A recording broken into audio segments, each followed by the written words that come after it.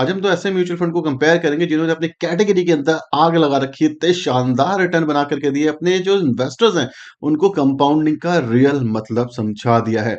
आज हम बात करने वाले हैं क्वांट एक्टिव म्यूचुअल फंड की और निपॉन के मल्टी कैप म्यूचुअल फंड की। दोनों के दोनों मल्टी कैप के म्यूचुअल फंड है, तो देखने में मजा आएगा कि कौन सा म्यूचुअल फंड एंड में जीतने वाला है।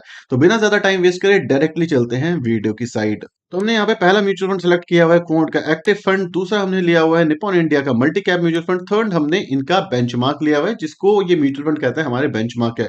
वहीं पे अगर आप देखोगे तो जो ग्रीन वाली लाइन है वो क्वांट एक्टिव की है, सेकंड जो पर्पल लाइन है निपॉन की है, देन थर्ड हमारे बेंचमार्क की है। अगर आप देखोगे लास्ट 5 साल के अंदर तो जो हमारा एक्टिव फंड है उसने 31% के रिटर्न दिए हैं, निपॉन के मल्टी कैप ने 22.1% के सीएजीआर से रिटर्न दिए हैं। तो अगर हम 5 साल की बात करें एब्सोल्यूट टर्म में, तो यहाँ पे जो क्वांट एक्टिव फंड है उसने बीट कर दिया है निपॉन को। वहीं पे अगर हम 3 साल को सेलेक्ट करें और यहाँ पे कंपेयर करने की कोशिश करें, तो जो क्वांट का एक्टिव फंड है उसने 31.2% के रिटर्न दिए हैं और वहीं पे निपॉन ने 29.31% के रिटर्न, मतलब ऑलमोस्ट कंपेरेबल। अब आ रहा है एज टू एज लड़ाई शुरू हो चुकी है इन दोनों म्यूचुअल फंड ने। और बेंचमार्क की बात करो तो बेंचमार्क की तो बात ही मत करो, क्योंकि दोनों के दोनों म्यूचुअल फंड ने हाई लेवल पे बीट करा हुआ है। अगर हम 1 साल के रिटर्न्स की बात करेंगे तो बेंचमार्क तो आसपास भी नहीं आ रहा, और यहाँ पे देखो आप, यहाँ पे प्यार मोहब्बत चल रही है, आपस में ही लड़ाई कर रहे हैं कि भाई मैं फर्स्ट अभी भी। लेकिन अगर आप देखोगे तो जो क्वांट है उसने 1-1.5% से ज्यादा मार्जिन बना रखा है। तो अगर आप मोटे मोटे तौर पे देखोगे तो भाई क्वांट इस समय पे जीतता जा रहा है, लेकिन निपॉन भी पीछे नहीं है, 0.1-0.2% का ही डिफरेंस दिख रहा है। काफी सारे लोग कहते हैं कि भाई रोलिंग रिटर्न्स की बात कर लो, तो हम यहाँ पे दिखा रहे हैं आपको दोनों के दोनों म्यूचुअल फंड के रोलिंग रिटर्न। ऑलमोस्ट आपको सिमिलर देखने को मिल रहा है, किसी केस के अंदर निपॉन जीतता हुआ दिखता है और किसी केस के अंदर क्वांट का एक्टिव म्यूचुअल फंड जीतता हुआ दिखता है। अब हम कुछ बात करते हैं फंड डिटेल्स की, क्योंकि ये मेजर पार्ट है, यहीं पे आपका मेजर पैसा बनेगा और ये थोड़ा इंपॉर्टेंट सेक्शन है, थोड़ा सा ध्यान से सुनना इसे। अगर आप रिस्क की बात करोगे, दोनों के दोनों वेरी हाई रिस्क के साथ आते हैं। क्यों? क्योंकि ये मल्टी कैप है, small cap, large cap, mid cap, हर जगह पैसा डालते हैं ये। मिनिमम एसआईपी की बात की तो 1,000 रुपए मिनिमम एसआईपी है क्वांट के अंदर, 100 रुपए से आप इन्वेस्ट कर सकते हो मल्टी कैप में। वहीं पे अगर आप देखोगे एक्सपेंस रेशियो, तो ऑलमोस्ट सिमिलर के आसपास के एक्सपेंस रेशियो दोनों म्यूचुअल फंड में दिख रहे हैं। एनएवी इतना ज्यादा मैटर करता नहीं, क्यों नहीं करता, काफी बार बताया, तो कमेंट सेक्शन में जरूर बताना। जो ये फंड स्टार्ट हुआ था 2013 में क्वांट का हुआ था, इससे पहले कौन सा म्यूचुअल फंड था कमेंट में बताना। एस्कॉट वैस उसका नाम था, लेकिन आप जरूर बताना कि क्यों एस्कॉट अब क्वांट में कन्वर्ट हो चुका है। वहीं पे अगर हम निपॉन मल्टी कैप की बात करें 2012 में, तो ऑलमोस्ट सिमिलर टाइप के आपको दिख रहे हैं, लेकिन जो क्वांट बना 2018 में बना है, तो वो चीज आपको ध्यान में रखनी चाहिए। फंड साइज की बात की जाए तो करीब करीब 8,000 करोड़ के आसपास का फंड साइज क्वांट एक्टिव का है। वहीं पे 25,000 करोड़ के आसपास निपॉन मल्टी कैप का है। तो भाई ऑलमोस्ट 1.5 गुने के आसपास आपको फंड साइज निपॉन का दिख रहा है। वहीं पे एग्जिट लोड की बात करी जाए तो 15 दिन के अंदर निकालते हो तो 1% का एग्जिट लोड देखना पड़ेगा। वहीं पे अगर आप एग्जिट लोड निपॉन का देखोगे तो काफी हैवी एग्जिट लोड लगता है अगर आप 1 साल से पहले निकालते हो तो मोटे मोटे तौर पे बात की जाए तो भाई एस टू एस लड़ाई है। फ्लेक्सिबिलिटी अगर आपको ज्यादा चाहिए कि भाई मैं कभी भी पैसे डाल के निकाल सकूं, तो क्वांट के साथ जाना चाहिए। एटलीस्ट 1 साल के आसपास आपको होल्ड करना है तो मल्टी कैप के आसपास जा सकते हो। वहीं पे किसी को छोटे अमाउंट से इन्वेस्ट करना कि 200-500 रुपए से मैं इन्वेस्टिंग शुरू करूं, तो आपके पास निपॉन एक ऑप्शन बचता है, क्योंकि क्वांट में मिनिमम एसआईपी अमाउंट ही 1,000 रुपए के आसपास का है। अगर हम आगे चले और देखें कि भाई किसके पास कितना रिटर्न बना है, तो अगर हम एब्सोल्यूट रिटर्न की बात करें तो यहाँ पे आप दोनों के दोनों म्यूचुअल फंड के एब्सोल्यूट रिटर्न देख सकते हो। तो यहाँ पे मोटे मोटे तौर पे जो क्वांट है वो हमेशा 2-4-5% से आगे ही रहा है निपॉन के म्यूचुअल फंड से। वहीं पे अगर हम प्रो एंड कॉन्स की बात करें, तो यहाँ पे अगर आप देखोगे जो मेजर चीज है वो है अल्फा। अल्फा 10.2% के आसपास का है, जो कि क्वांट का काफी ज्यादा अट्रैक्टिव है। वहीं पे अगर हम बात करें तो हर कैटेगरी के अंदर इसने बीट करा हुआ है अपने बेंचमार्क को। एक्सपेंस रेशियो भी ऑलमोस्ट सिमिलर ही है। और अगर हम कंसिस्टेंसी की बात करेंगे तो 1 साल 3 साल के अंदर कंसिस्टेंसी दिखती है अपने बेंचमार्क को बीट करने में। एक्सपेंस रेशियो लो आपको निपॉन का भी दिख रहा है, यहाँ पे कंसिस्टेंसी के साथ बीट 1 साल 3 साल के अंदर करा हुआ है। और अल्फा आप देखोगे यहाँ पे निपॉन मल्टी कैप का भी 10 के आसपास है। तो दोनों के दोनों म्यूचुअल फंड के अल्फा तो एक्स्ट्रॉर्डनरी है, इसमें कोई दो राय वाली बात नहीं है। अगर आप बात करोगे तो दोनों के दोनों म्यूचुअल फंड में एज सच कोई भी मेजर प्रॉब्लम नहीं है। तो जैसे हमने स्टार्टिंग ऑफ द वीडियो बोला था कि भाई एज टू एज कंपटीशन है, यहाँ पे जीतना कि कौन जीतेगा ये निकलना बहुत ही ज्यादा मुश्किल वाली बात है। अगर हम टॉप होल्डिंग की बात करें तो कॉन्सेंट्रेशन टॉप 5 स्टॉक्स के अंदर 27% के आसपास है क्वांट का, निपॉन का 20% के आसपास है।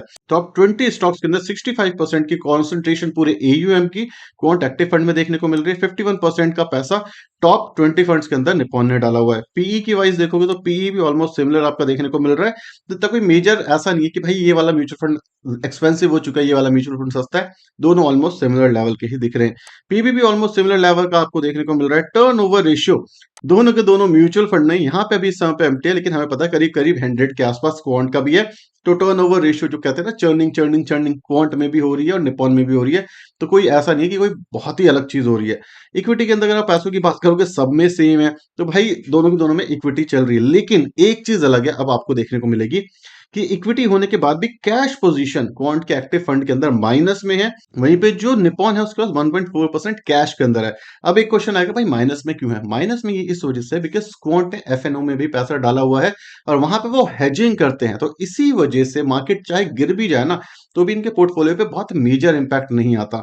तो क्या कैश होने की वजह से कोई मेजर इशू होगा? देखो, अगर मार्केट के अंदर कोई मेजर प्रॉब्लम आ गई तो आप फंस सकते हो क्वांट के अंदर, क्योंकि कैश नहीं है उनके पास, और स्टॉक जब आप बेचने जाते हो ना, तो सस्ते में बिकेंगे। वहीं पे एकदम से अगर कोई प्रॉब्लम आ गई तो निपॉन में आप नहीं फंसोगे, बिकॉज उनके पास एटलीस्ट थोड़ा बहुत कैश है अपने इन्वेस्टर्स को वापस करने के लिए। तो ये एक छोटा सा इंपॉर्टेंट पॉइंट है, आपको ध्यान रखना चाहिए, बट ऐसा मुझे नहीं लगता ऐसा कुछ आ रहा है। तो इस पे आप नहीं भी ज्यादा फोकस करोगे तो चल जाएगा।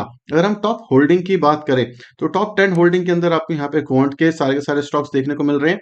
वहीं पे अगर हम मल्टी कैप की बात करें, तो यहाँ पे आपको सारे के सारे स्टॉक्स देखने को मिल रहे हैं निपॉन के।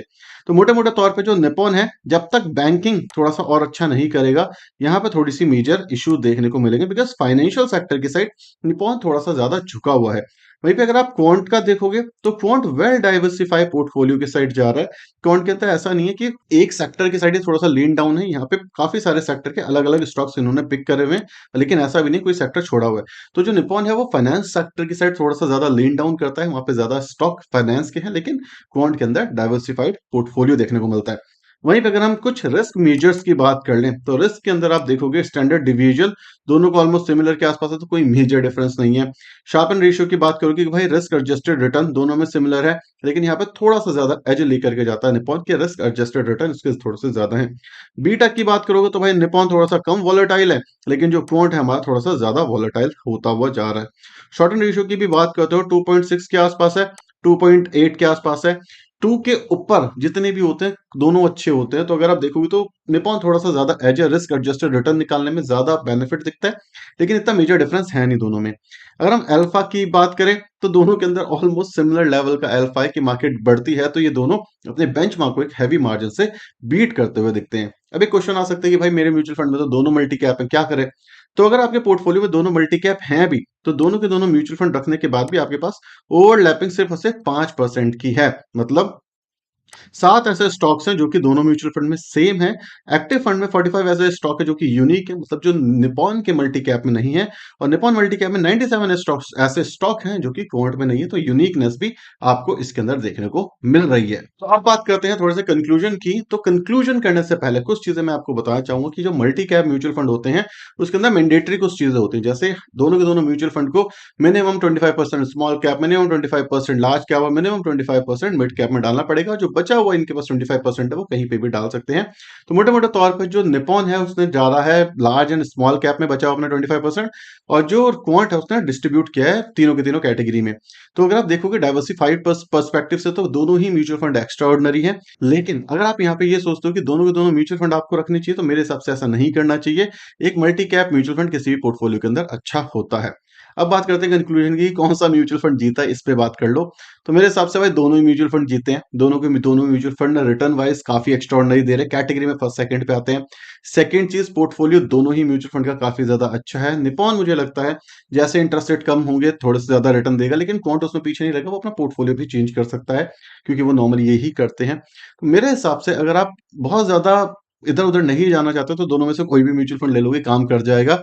दोनों के दोनों म्यूचुअल फंड ही मुझे लगता है ग्रोथ टाइप के म्यूचुअल फंड है, दोनों के दोनों ही अच्छे हैं। तो यहाँ पे आप अगर मेरे से पूछोगे, तो अगर मैं सिर्फ और सिर्फ ड्यूरेशन एक चीज ऐड कर सकता हूँ इसमें, कि जो निपॉन है वो कंसिस्टेंट रहा है अपने रिटर्न के अंदर, लेकिन क्वांट को हम लास्ट 5 साल से देख रहे हैं, तो वहां पे आपको थोड़ा बहुत ऊपर नीचे होता हुआ दिखेगा। अदरवाइज आई डोंट थिंक कि किसी को भी किसी भी म्यूचुअल फंड से एग्जिट करने की जरूरत है। जो भी जिसमें इन्वेस्ट कर रहा है करते रहो, अच्छा पोर्टफोलियो है, लॉन्ग टर्म में दोनों ही पैसा बनाते हुए दिखेंगे। तो यहाँ पे कोई भी विनर नहीं है और दोनों ही विनर है, बिकॉज काफी हेड टू हेड कॉम्पिटिशन रहा है। तो वीडियो पसंद आई है तो वीडियो को लाइक और चैनल को सब्सक्राइब करना बिल्कुल भी मत भूलना। Thank you so much for watching this video. Tata bye bye, signing of.